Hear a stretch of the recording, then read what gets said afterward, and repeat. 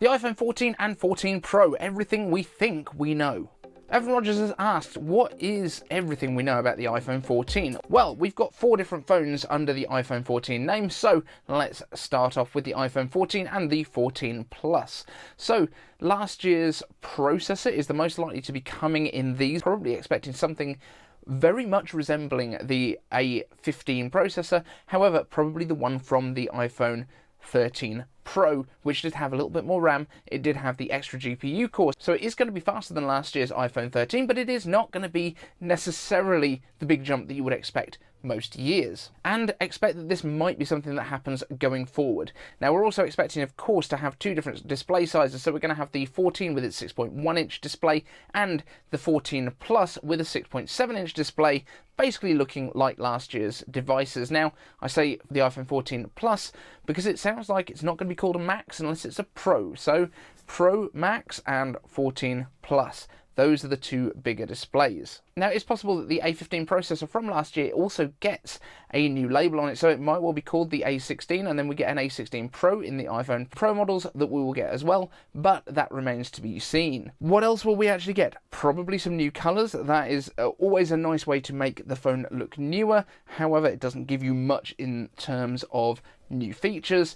We might be getting a better selfie camera. We've heard rumours about this, but there's no real clarity on whether that's going to come to the 14 or just the 14 Pro models. But if we do, that will include autofocus, and we'll talk a little bit more about that with the iPhone 14 Pros. But beyond that, you're basically getting new software features. You're not actually going to get a huge amount new in the hardware.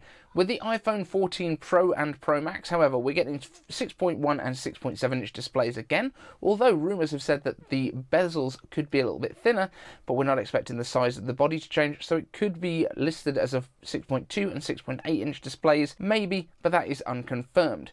Of course, that display will still have ProMotion, and that will go from 120Hz right down to 1Hz, which enables always on with these phones.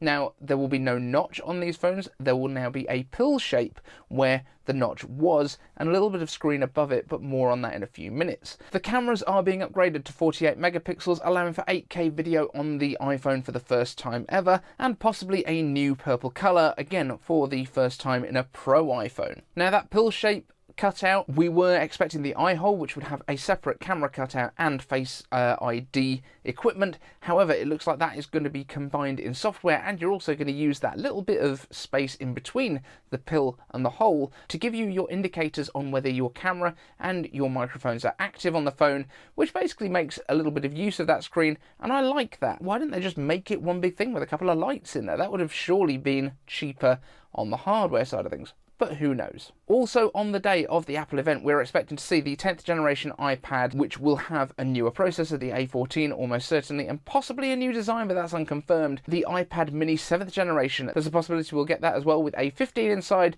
which would be 1 generation newer than last year's iPad mini. But again, we're not 100% sure on that. And also, according to Mark Gurman, AirPods Pro. But what are you most excited about at the Apple event?